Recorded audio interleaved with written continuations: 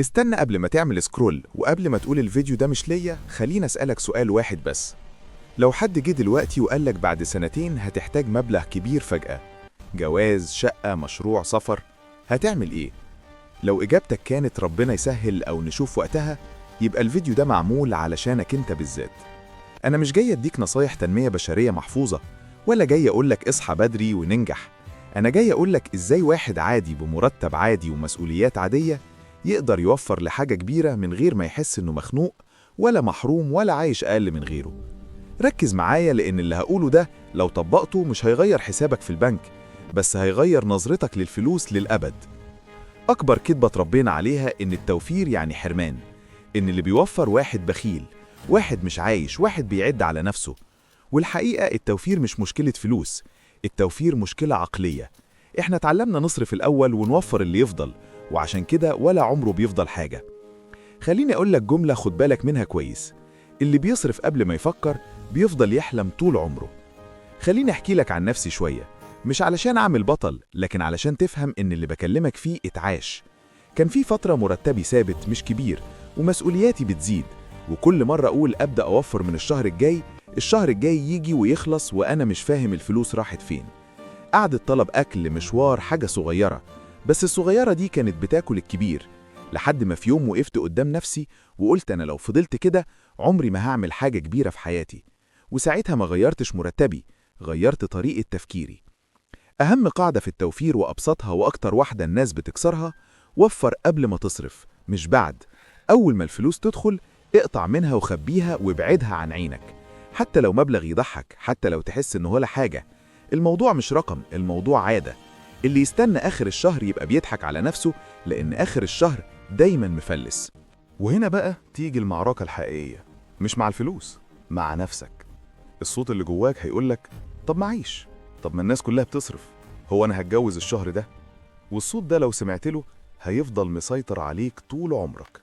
أنا مش بقولك اقفل على نفسك ولا تعيش محروم، أنا بقولك اختار تصرف على إيه وتأجل إيه. في فرق بين فرحة بتعيشها ساعتين وراحة بتعيشها سنين. القعدة اللي بتخلص والأكل اللي بيخلص والحاجة اللي بتتركن دي مش متعة، دي هروب. إنما إنك تشوف نفسك قريب من هدفك دي راحة. راحة وإنت نايم، راحة وإنت صاحي، راحة وإنت بتخطط. الجواز مش بس شبكة وفرح، الجواز استقرار، والاستقرار ما بيجيش فجأة، بيتبني حتة حتة، شهر ورا شهر. وأسوأ حاجة تعملها إنك توصل لمرحلة تحتاج فيها الفلوس وتكتشف إنك كنت بتصرفها على حاجات مش فاكرها أصلاً. لو حاسس إنك متأخر اطمن، لو حاسس إن اللي فات ضاع اطمن. إحنا مش بنحاسب نفسنا، إحنا بنبدأ، وأي بداية حتى لو صغيرة أحسن من 1000 نية. وخليني أقول لك حاجة مهمة: اللي ما بيعرفش يوفر وهو مرتبه قليل مش هيعرف يوفر وهو مرتبه كبير. التوفير مش رقم، التوفير تدريب. زي الجيم، ما تروحش تشيل 100 كيلو من أول يوم، بس لازم تدخل الجيم. انت مش محتاج خطة معقدة ولا كورس ولا كتاب، انت محتاج وعي وقرار واستمرارية. والوعي يبدأ بسؤال بسيط جدا: أنا فلوسي بتخدمني ولا أنا بخدم فلوسي؟ لو فلوسك بتخدمك يبقى كل جنيه ليه وظيفة، ليه هدف، ليه اتجاه. لو انت بتخدم فلوسك يبقى الجنيه هو اللي بيسوقك، مرة يمين ومرة شمال، على حسب مزاجك وعلى حسب الناس. وجزء كبير من تسريب فلوسك سببه المقارنات: فلان اشترى، فلان خرج، فلان لبس، فلان سافر، وانت تمشي وراه وانت مش واخد بالك ان ظروفك غير ظروفه، واهدافك غير اهدافه، وحياتك غير حياته. واكتر جملة بتدمر التوفير: ما كل الناس كده، ما كل الناس. مش انت. الناس اللي بتوصل مش اذكى منك ولا اشطر، الفرق الوحيد انهم بيتعلموا يقولوا لا بدري. لا للخروجة دي، لا للشراء ده، لا للتقليد الأعمى. مش طول العمر، بس في مرحلة البناء. ما ينفعش تعيشها بعقلية الاستعراض. ما ينفعش تبني بيت وانت بتفرش الريسبشن كل يوم وتسيب الأساس. انت مش مطلوب منك تقطع كل حاجة، انت مطلوب منك تنظم. في فرق بين انك تمنع نفسك وبين انك تتحكم في نفسك. التحكم قوة، والمنع انفجار مؤقت.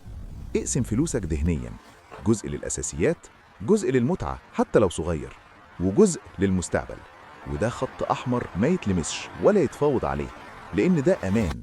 ولما تحوش وتبدأ تشوف رقم وتتحمس وبعدين تيجي لحظة ضعف وتقول ما اخد شوية، افتكر الجملة دي: فلوس المستقبل ما تحلش مشاكل الحاضر. الجواز مش سباق ولا مقارنة ولا استعراض، الجواز شراكة ومسؤولية واختيار صح. وأول اختيار صح إنك ما تدخلش وإنت مكسور ولا مديون ولا متوتر. الراحة النفسية جزء من التجهيز، وأصعب إحساس إنك تحب وتبقى عايز ومش قادر علشان قرارات صرف خدتها من سنين وإنت مش واخد بالك. التوفير مش بخيل، التوفير احترام لنصحة منك لسه جاية. مش كل حاجة تقدر عليها دلوقتي تستاهل إنك تعملها دلوقتي. التأجيل مش فشل، التأجيل ذكاء. وسيب اللي يضحك واللي يستغرب، لأن محدش هيشيل عنك ضغط ولا مسؤولية غيرك. خلينا نرجع لأول سؤال: لو بكرة صحيت واحتجت مبلغ كبير، هتكون جاهز ولا هتقول يا ريتني كنت بدأت من بدري؟